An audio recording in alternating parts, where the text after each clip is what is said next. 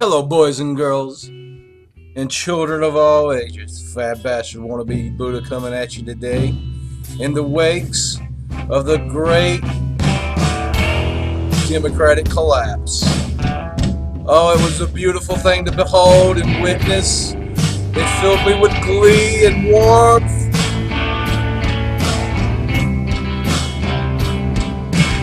Yes. In the background, that's Magnolia Electric. Such pretty eyes for a snake. Yes, boys and girls, it is a joyous day here in my world. It just is because the Democratic Party collapsed, especially that hybrid build of we didn't think there was any blue dogs left, but the Republicans showed the truth of the matter that this country really would give it a choice between Charlie Crisp and Governor Scott. It will take Governor Scott. And that's one of the things I think the Democratic Party needs to bear in mind. And I'm not speaking to the Democrats because, hey, they're just in the game to make money and get over. I'm speaking to you few liberals out there, you few progressives who for whatever reason believe that the current economic, political, and social order, if we just nudged it just a little bit, just we just if we didn't take such glee in the fact that our current existence and lifestyle is predicated upon enslaving a large chunk of the third world and taking their resources from them and treating people like garbage, and that we worship a mad death god that has to periodically be paid in bodies, and normally these come from the ranks of the dirt poor white folks and black folks who periodically have to go somewhere way over yonder and kill a lot of people and take their stuff from them, and so we can have cheap iPhones. We just want it just a little bit better, but don't want to fundamentally challenge the current economic, political, and social structure that we inhabit. I'm speaking to y'all. I'm sorry, but you live in a society that just now, you just witnessed, chose to bring back Kasich of Ohio, Scott Walker of Wisconsin, Paula Penn of Maine, and Rick Scott of Florida. Maybe your fellow Americans are not on your side. Maybe the majority of the folks actually are sadistic, evil, lying, thieving hustlers that have no other ambition other than getting over, getting paid, making that chatter. And if they have to whore out somebody, so be it. It ain't that bad of a deal. They just trying to get over. If it just they just gotta make it. They just gotta make it in this society. Maybe your fellow Americans are nasty and an abomination that not worthy of your support and concern anymore. Maybe y'all should think about that. But I don't expect y'all to do that. I expect y'all to go forth and do recrimination about if we only stay true to the core principles. The reason Charlie Chris lost is it's a Republican running against a Republican. We just failed to turn out our base. The Republicans had successfully nationalized this election, and it was about Obama, and the Democrats didn't properly nationalize this election. No, folks. The American people, and a significant majority of them, it's not, 51, 52. The vast majority of the American people, unfortunately, are nasty, brooding, vile, lying, thieving human beings. Now, Canadians may be this way too. Mexicans may be this way, Irish may be this way, French may be this way, the Germans, the Japanese, Chinese, this might be the core basis of humanity. It doesn't seem that the other countries has the propensity currently to act as vile um, towards its own population as ours currently is. I mean, we are upset that we are trying to give people Insurance. Force people to buy insurance so they can have health care.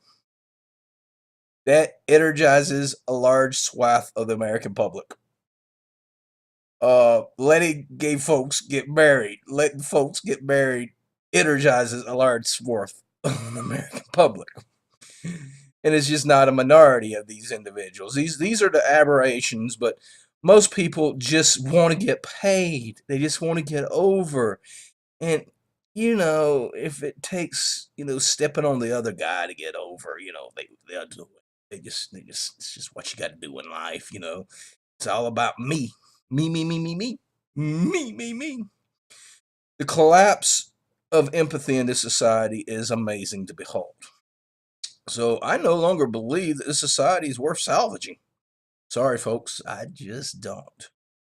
And I don't want everybody to be suffering horrifically. That's why I'm personally advocating that the best thing that can happen to America to salvage just a modicum of what's left of some of the social policies from the New Deal is Barack Obama's got to be impeached. I know this sounds radical and this is upsetting to y'all, but Barack Obama has to be impeached, and he has to be impeached starting now.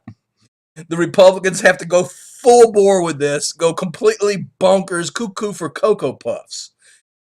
And they have to. And the reason this is because Barack Obama, short of fighting for maybe if the Republicans went after his little Obamacare package, he might fight on that. But short of that, Obama wants to cut a deal. He wants a grand bargain. He wants a grand compromise. He wants to do something grand and grandiose for his legacies and bring to the table, comprehensive immigration reform or Social Security reform. That's what we need, real Social Security reform. People forget about the Clinton administration, the only thing to stop this country, and she doesn't get enough credit. And we should give her the National Medal of Honor, the Medal of Freedom. Sorry, not Medal of Honor. Medal of Freedom is Lewinsky. She should get it. She took it for the country, because if she didn't, Bill Clinton would have instituted the beginnings of the privatization of Social Security. You would get independent retirement accounts that you would have been allowed to put a portion of your income into this, of your FICA tax, so that you could slowly but surely switch away from Social Security until the big brokerage houses managing these fees for a massive amount of money. That's one of the last big kitties out there for the financial institutions of America, is how to properly manage, things like Social Security and Medicare and the pension funds and all these things, and how to privatize these things so that Goldman Sachs and the boys can make their cut off of it. So that's coming down the pike unless Obama is impeached. Now, don't get me wrong. Obama's not going to be impeached for warrantless wiretapping or double tapping drone strikes. That's basically when the drone goes over, it hits hits this individual right there, and when the police and the fire and the local paramedics or whoever the locals come out to try to help these people, they come back and they tap it again. They hit it again. So they hit the first responders. That's a war crime. It's always been considered a war crime. It was considered a war crime in World War II, which meant a lot of things weren't considered a war crime. But it won't be on warrantless wiretaps. It won't be on double tapping drone strikes. It won't even be on, hey, this administration basically says it's okie dokie if you assassinate American citizens overseas. It's okie dokie to do this. Irregardless of trials and the rest of it, you whack them. You can whack somebody in Yemen. You can whack a 16-year-old kid in Yemen because his daddy's a bad guy. And we don't want to impeach him on that. Nah, unfortunately, Barack Obama will be impeached for the sole fact that he's a black guy in a White House in a racist country. That's by and large what really ticks him off, and that's why he will probably be impeached. They won't say it as blunt as that. I will obviously say that, but that's why they will be impeaching him. But the left has got to realize, got to support it. And the reason you got to support it is it freezes the White House from making compromises with these nutcases, which is what they plan on doing. That's what the only people that were sad about this are the average Joe and Jesse, Johnny, Jimmy, Joe, Becky, Sue of the Democratic Party who actually thinks this matters. The party establishment doesn't care whether or not it pays a little bit more for the consultants and the rest of the folks if they are on winner's side. But Mark Pryor is going to be on K Street. He don't care. He's got a better job now than being a senator from Arkansas. All those people that work on Mark Pryor's campaign, the lower echelon, they're going to Walmart and thank their God that Arkansas voted to raise the minimum wage during the past election. But the most of the handlers is going to go out there and they're going to go to consulting firms and they'll be right back on Wall Street and they ain't going to won't miss a beat. So that's the sad thing about it is your country is ruled by individuals that are, in my opinion, reflect the heart and soul of the country. Whether y'all like to admit it or not, this country is Paul Le Pen. It's Rick Scott. It's Scott Walker. It's John Kasich. These petty bagmen, liar, thieves, people constantly on the take, constantly trying to get over, convicted felons. That's who the country is. And that's who the country's been allowed to pursue because it has accepted a political, social, and economic ideology in which it's basically prerequisite. The only value is to get over. Every other value is suspect in this society.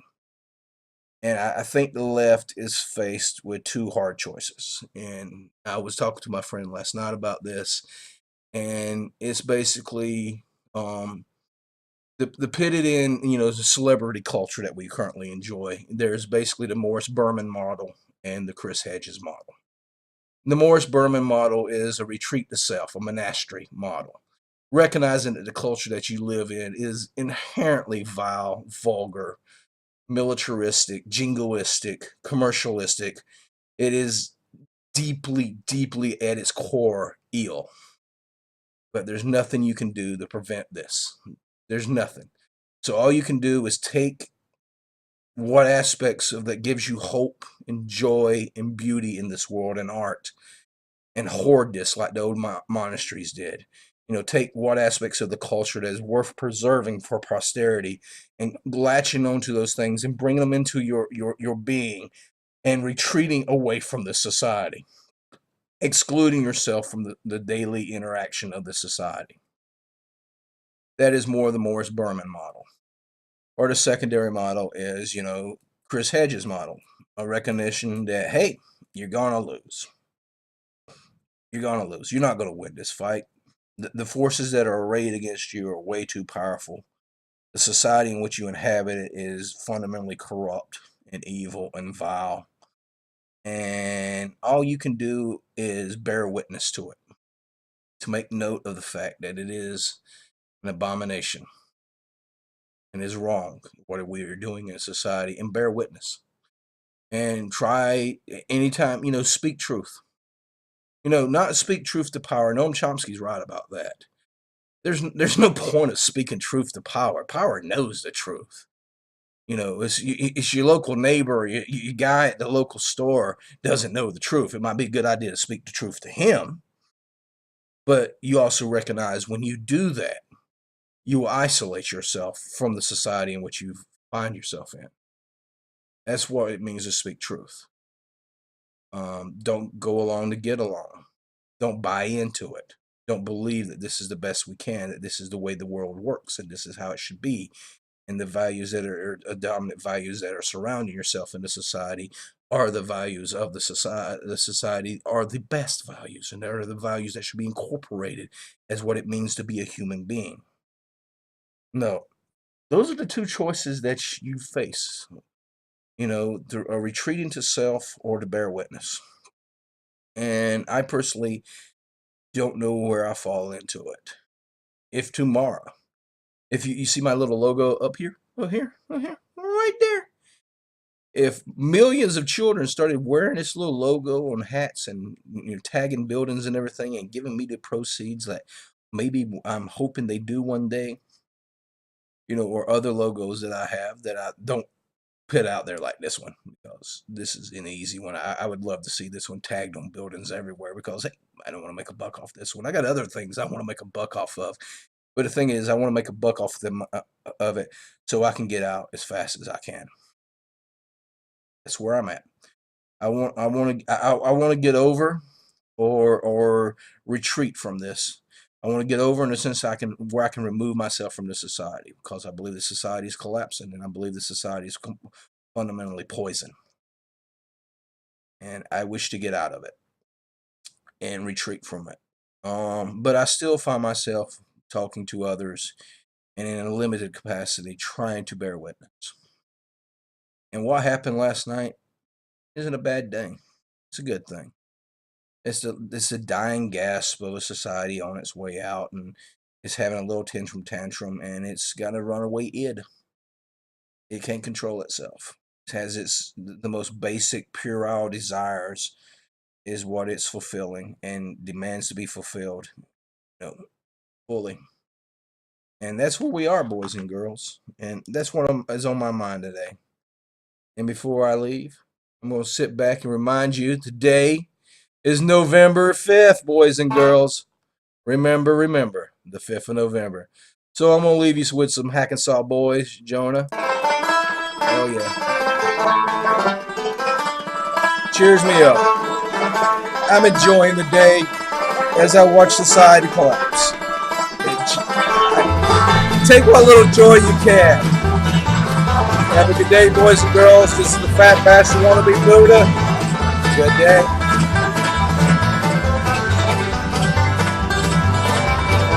Don't you see, young boy, don't you see, young? You gonna be a man when your daddy gets done. You gonna be a man, boy, you gonna be a man. You got to teach your children the best that you can.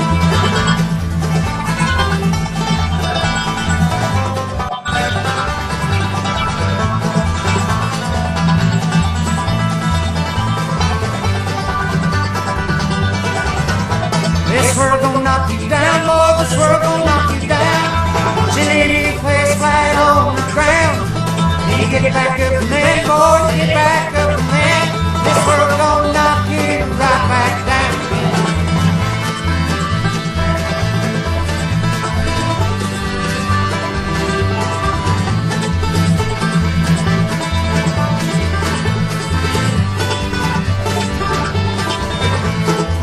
You're still young, boy, Johnny, you're still young. You're gonna be a man when your daddy gets done. What you need is a sign. He's ever changing time. Bring to you a place where you can shine.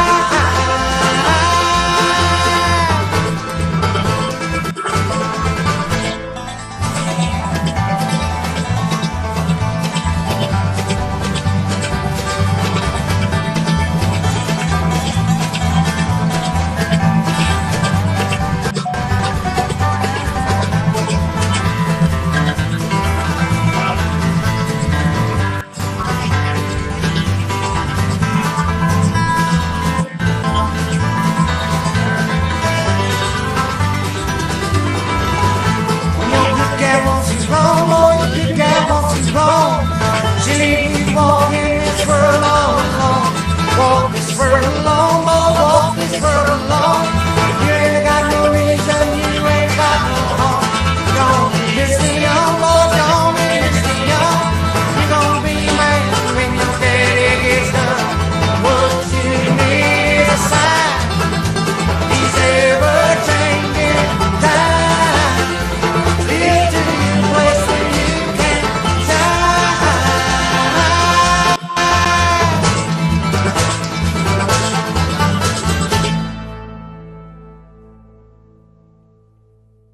That's all, folks.